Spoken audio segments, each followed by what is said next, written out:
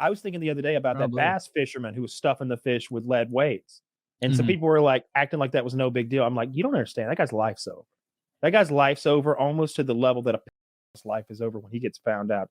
This guy was a celebrity, professional, I'll say athlete who had fans, friends, and wealth and privilege and success. And all of that has been taken away. And he has the antithesis of that now.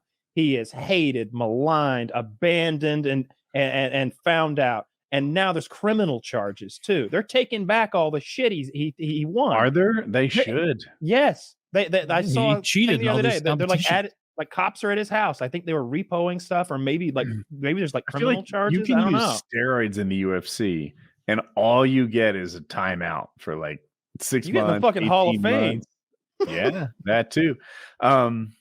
But you put weights in a fish, somehow that seems like a more assured level of cheat. Like it's worse. Yeah, it would be the equivalent of like hurting your opponent in the UFC out of the ring or something. It's like, whoa, you're not even.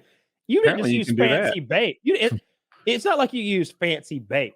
It's not like you used an illegal rig. Like I'm talking about like a fishing rig. Like, your rod wasn't out of spec. You didn't use stimulants so you could fish longer than somebody else. No, you put fucking lead in a fish. You didn't even bring fake fish. You put lead in a goddamn fish. No, I don't know what's true, but I read that he bought those fish and put them in the water for him to collect later. He bought fish fillets of the same kind from the store and then stuffed fish fillets with the lead into the fish he caught. And put them in the lake. And then he drove around with his boat and collected the pre-weighted fish and passed them off as just caught. Just the laziest thing to do. And to be like that, to be that arrogant creative, with it. It's creative, it's ingenious. He's a businessman doing business, Taylor. I wish you'd stop maligning him. Yeah, but if I like the amount of weight that he added to it was hilarious. Did you see like the group of fish? There was like 37 pounds. Like it wasn't even realistic. It's We're like not playing for second place. Bitch. It's like I'm in a deer competition, and I'm like, Kyle, how much is your deer weigh? And he's like, it's a huge one, 182 pounds. And I'm like, that's wild, man. I shot a deer also. 700. It's 700 pounds. No, don't lift it out of the water. Its feet aren't fast in concrete, and they're not. I want to show up with a deer head, and it's like a 192 point buck, and it's clearly just like tons of antlers taped together. I use the old molten lead trick. Backfield its bones. Yeah, that Christmas guy's tree of antlers. That guy, like that guy doesn't have any friends anymore, because his friends were his fishing friends. It's the community that he was a part, not just a part of, but like a leader in. Probably, he's one of the well-known guys. I never got into that shit, but I knew guys who did it and whose dads did it. And they had the fancy boats and all the rods, and they went to the tournaments, and they all aspired to do what this guy did. They're like, man, I just love fishing. It's that thing that's there. I just can't seem to catch 93-pound bass. I don't know how he does it. like everybody everybody who fishes for fun kind of wants to go pro a little bit if they're bass fishers in the South, because it's like, holy shit, you can get paid to fish. It's like crazy talk, right? It's the thing they sneak away from work to do. And here's this guy who he had it. Not only that, he was like the champ. And now he's got nothing. That guy's. I bet that guy. Less. That guy's gonna kill. I mean, I think so. Yeah. It's lights out. What's he gonna do? Like, he's not that famous. He could just restart life as But it won't be a good life. Like he'll never be. He had it. It won't be anything. He won't be able to be in the world of fishing. He can't compete in anything anymore. That guy shows up at a fucking Halo tournament. I'm calling him out. Let's crack open this kid's rig. Let's see what we got in here. This PC's got fish fillets in it.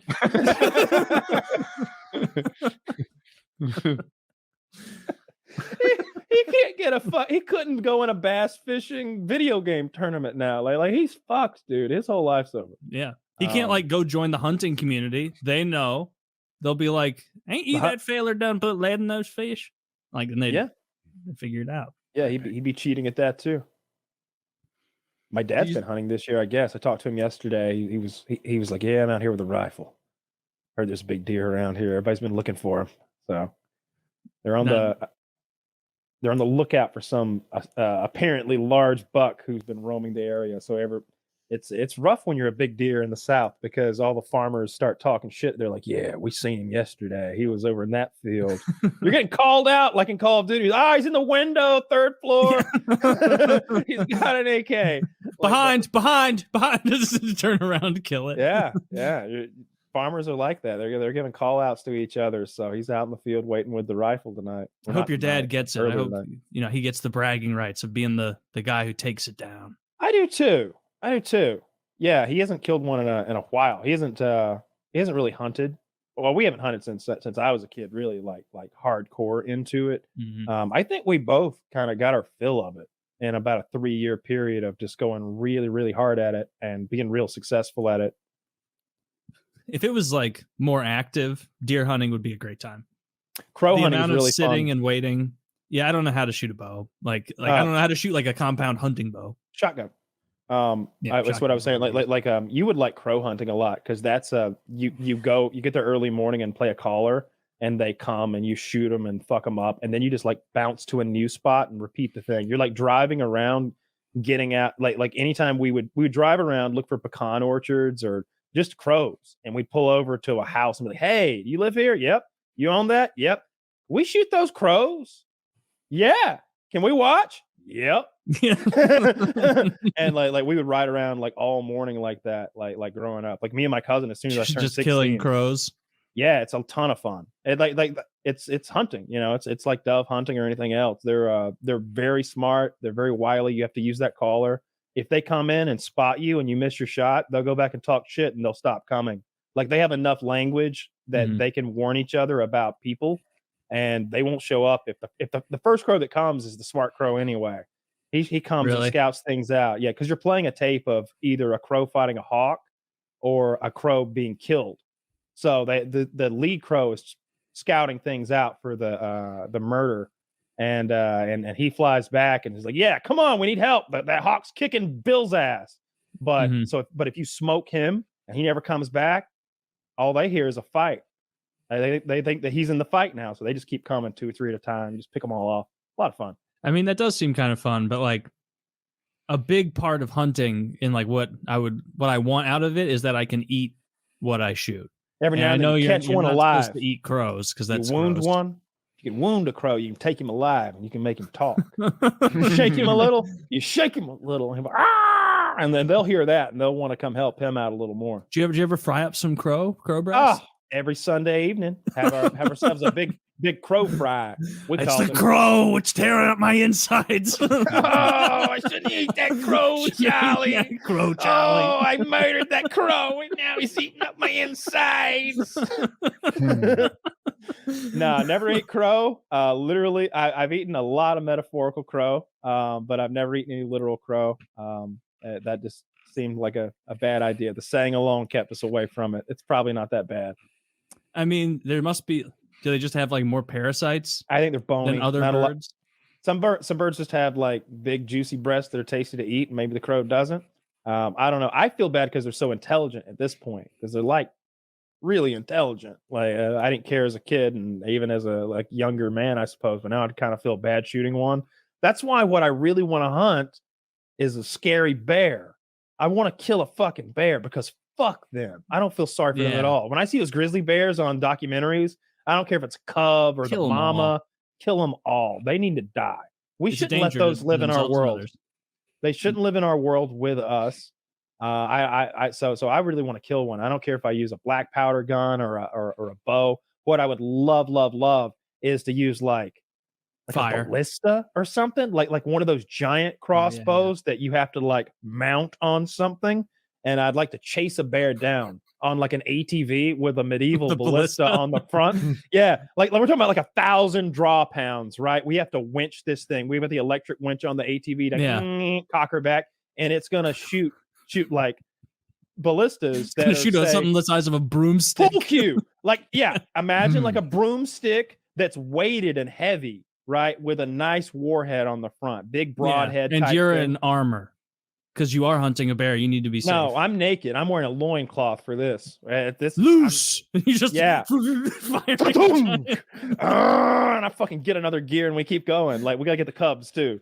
It punches like a railway spike-sized hole straight through the bear. That's one thing I really have been wanting to do. Is kill a bear. Like one way or another. I don't want to kill a black bear. I want to kill a grizzly bear. Yeah, black bears are like, they don't really want to mess with you. They're pretty Big nice. raccoons. Yeah, big raccoons. You should get like just kill a grizzly bear with a record, because like there are ones that they know about where they're like, there's a big grizzly that killed some kid At a zoo? in this park. Yeah, there's one here at the No. Atlanta Zoo. I've been scoping him out for a while. They call him Big Joe. All right. And I see them feeding him and he loving him up, acting like he no. I look into that bear's eyes. I see hate. Yeah, I've been throwing him. I've been throwing him small amounts of heavy metals for the last few weeks. I'm playing the long game. Mercury poisoning. Dog food soaked in antifreeze. Yeah, Poisoning bears at the zoo. Yes, it's been poisoning bears at the zoo. What a hilarious reason to go to jail. Yeah. yeah. Not at the Atlanta Zoo, though. I'll tell you this. It's the safest zoo in America. You know why? Why? Because we allow concealed carry there. Nowhere else. There was a big to do. It was even a legal case, I think. And the zoo lost. And so lost. Clearly, because now you can pack heat at the Atlanta Zoo. It just seems like a good idea to me, frankly. What do you think the most likely thing to need shooting at the zoo is? Some kind of big cat. Definitely. Another human, a big cat, a bear. I bet if a big cat got out, I bet it's a real fucking problem. So I think I agree with you, but I think the more likely scenario to actually happen would be if somebody fallen into an enclosure, right? And that's the monkeys. So whether the monkey or gorilla or whatever is actually going to hurt them, you get a Harambe situation, right? Where they're like the kid's too close to that gorilla or that gorilla's too close to that kid, and they shoot him. Yeah. Well, I mean, why you got did dicks out for Harambe become a thing? Like, why was that our reaction to a monkey murder? We all felt bad that they murdered that gorilla, and we just had to get our dicks out, man. It was the only. It just felt right, you know. Well, when you're right, you're right. All right. Yeah. Sometimes it works, and sometimes it doesn't. It never works. It worked. No more gorillas have been killed. I remember dicks out for Princess Diana. That was a failure. You know? Dicks out for Princess Diana. Yeah, no traction on social media. You know what worked? Dicks out for Kevin Spacey. It was dicks. Yeah, he felt good about that. Yeah, dicks out for Harvey Weinstein. They had some good ones. It's called dying for dick.